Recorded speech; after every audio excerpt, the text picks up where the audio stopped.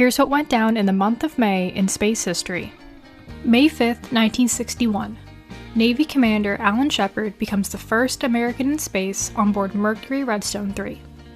NASA's Project Mercury was officially approved on October 7, 1958, only a few days after NASA's activation, with the goal of putting humans into space and returning them safely to Earth, preferably before the Soviet Union did so. The nation's first astronauts were announced to the public in April 1959, and on January 20, 1961, Alan Shepard was chosen as the pilot of America's first space mission, with John Glenn as his backup. The first two manned Mercury flights were to be suborbital and launched by the Mercury Redstone launch vehicle. Mercury Redstone 1 failed to launch on November 21, 1960, rising only 4 inches off the launch pedestal before shutting down and settling back onto the pad.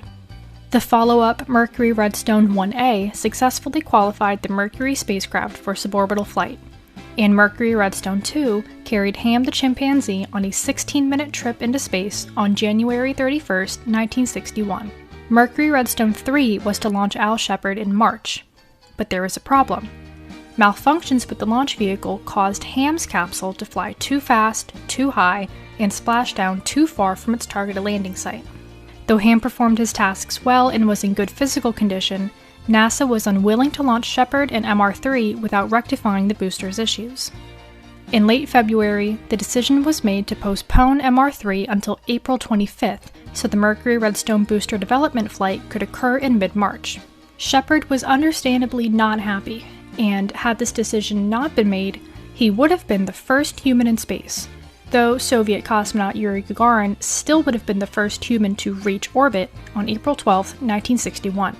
Launch of MR3 was to occur from Launch Complex 5 on Cape Canaveral on May 2nd, but the weather was uncooperative. Countdown proceeded at 8:30 p.m. local time on May 4th, and Shepard was awoken at 1:10 a.m. on May 5th. His low-residue breakfast consisted of a filet mignon wrapped in bacon, scrambled eggs, and orange juice, and this meal is still the last meal eaten by astronauts before leaving Earth. At 5:20 a.m., Shepard, clad in his shiny silver spacesuit, entered his capsule he named Freedom 7. Liftoff was planned for 7:20 but was delayed a couple hours. The unplanned holds resulted in Shepard lying on his back for almost 4 hours, and he really needed to urinate. Because liftoff was to be only 2 hours following capsule ingress and the flight was to last about 15 minutes, Shepard's spacesuit was not equipped with a urine collection device. The blockhouse crew was unwilling to extract Shepard from Freedom 7 so he could go, as this would waste more time than the launch team was willing to lose. Shepard pushed his luck and told them that if he couldn't leave his capsule to relieve himself, he'd just relieve himself right there. And that's exactly what he did. The blockhouse powered down the capsule so the liquid that pooled underneath his back wouldn't short out the medical electrodes attached to him, and once he was dry, the capsule was powered back on and countdown resumed. Liftoff occurred at 9:34 a.m., and according to the NASA history publication This New Ocean, A History of Project Mercury, an estimated 45 million Americans watched liftoff on TV.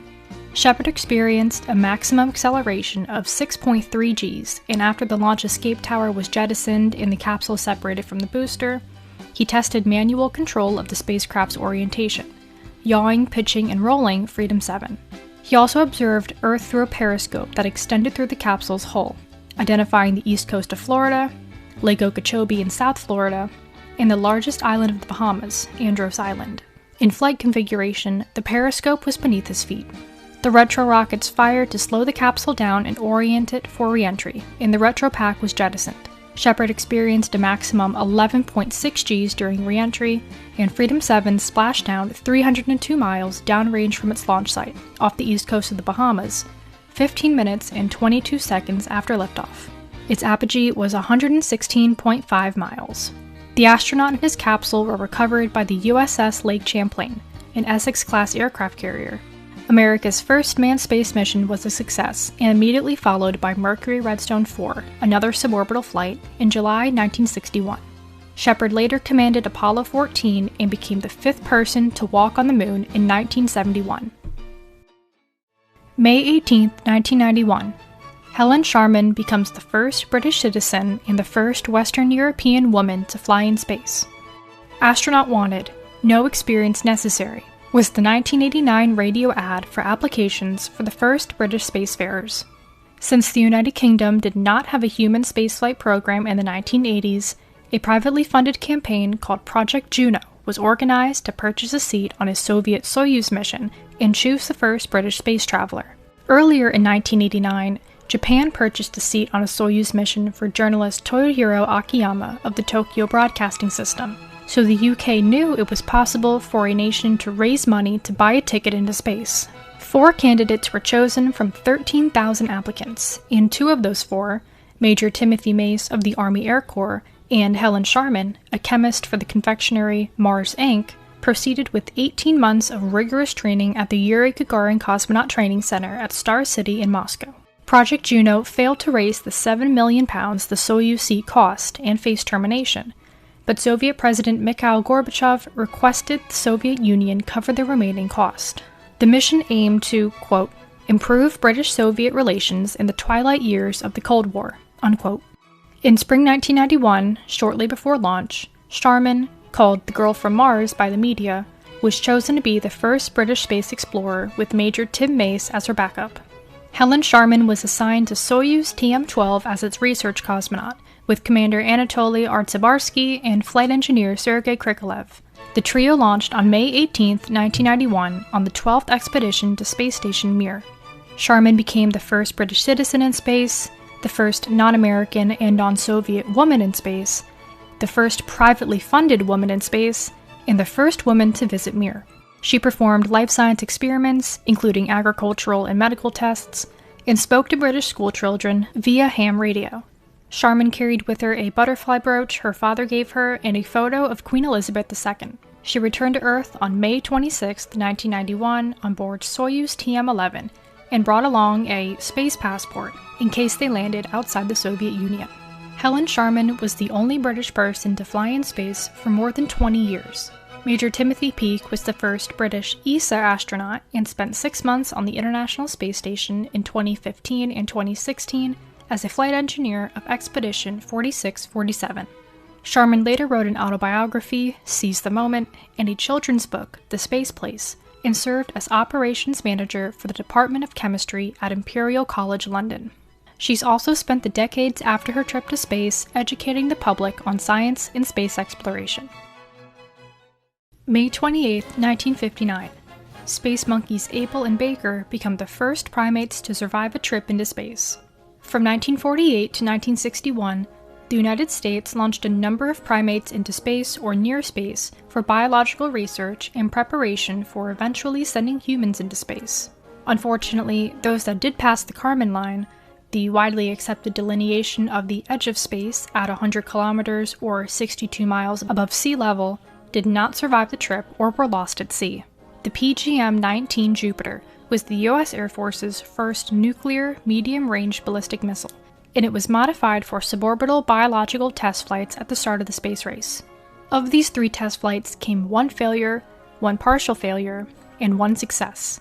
That success came on May 28, 1959, when a rhesus macaque named Miss Abel and a squirrel monkey named Miss Baker were carried into space and back from Cape Canaveral. Both born in 1957, Abel was from Independence, Kansas, while Baker was born in Peru and purchased from a pet shop in Miami, Florida. Their names were taken from the 1943 to 1955 U.S. military phonetic alphabet. Abel's flight contraption consisted of a spacesuit, a fiberglass helmet, and a chair with a backplate for support.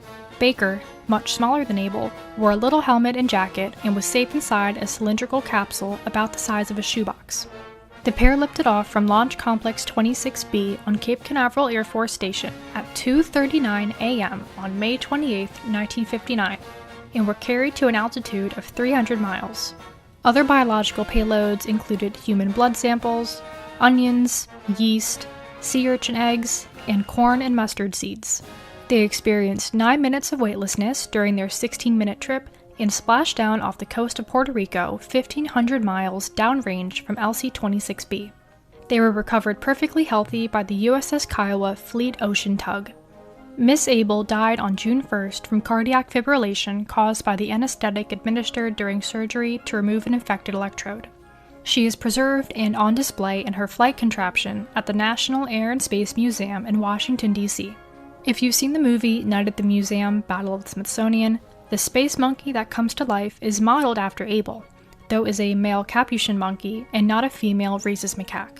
Miss Baker became the first monkey to survive both the physical stresses of spaceflight and the following medical procedures, and lived at the Naval Aerospace Medical Center in Pensacola, Florida until 1971.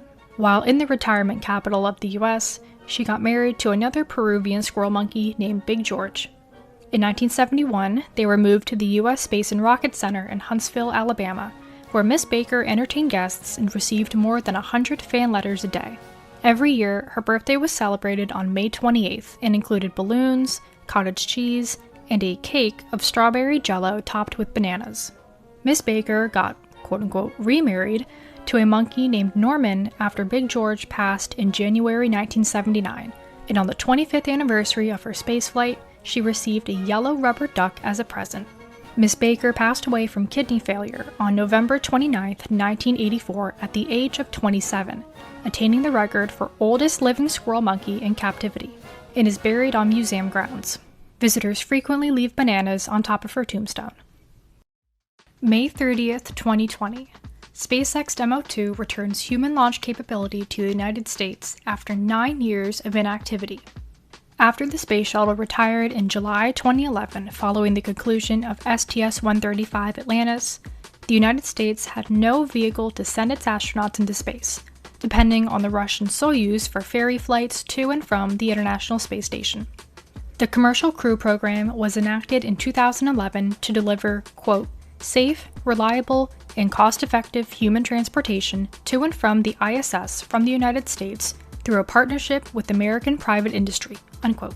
In 2014, Boeing's CST-100 Starliner and SpaceX's Crew Dragon spacecraft were selected to fly American astronauts, and the crews for both were announced in 2018. Demonstration Mission 2 was the first crewed test flight of the Crew Dragon spacecraft and the final milestone before certification of the vehicle for regular crewed flight by NASA. Space Shuttle veterans Doug Hurley and Bob Behnken were to serve as spacecraft commander and joint operations commander, respectively, of the first human-rated Crew Dragon, with fellow veteran astronaut Kjell Lindgren as the backup for both. Demo 2 was planned to launch in July 2019 on a 14-day test flight, but was delayed when the Crew Dragon capsule to be used in the mandatory in-flight abort test was destroyed in a separate test in April 2019.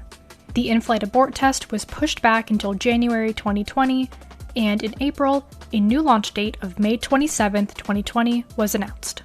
Like during the first launch attempt of the first manned American space mission 60 years prior, the weather was uncooperative, and at T-minus 16 minutes and 53 seconds from its scheduled 4:33 p.m. liftoff, Demo 2 was scrubbed due to thunderstorms in the area brought by Tropical Storm Bertha.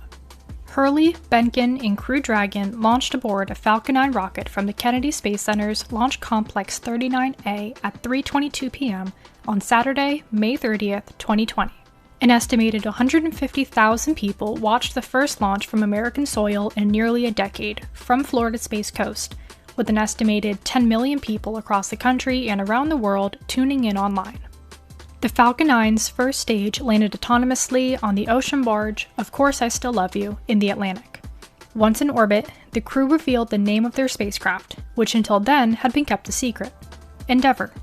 Both Hurley and Behnken made their maiden trips into space on Space Shuttle Endeavour, the fifth and final operational orbiter built to replace Space Shuttle Challenger. Apollo 15's Command and Service Module was also named Endeavour, and spent 6 days orbiting the Moon in summer 1971. Hurley and Behnken spent 62 days on the International Space Station and joined the astronaut and cosmonauts of Expedition 63. Behnken and astronaut Chris Cassidy completed 4 EVAs. Endeavour and her crew splashed down off the coast of Pensacola, Florida on August 2nd. A history-making mission till the very end, it was the first crewed spacecraft splashdown in the Gulf of Mexico, and the first crewed American splashdown since the 1975 Apollo-Soyuz test project.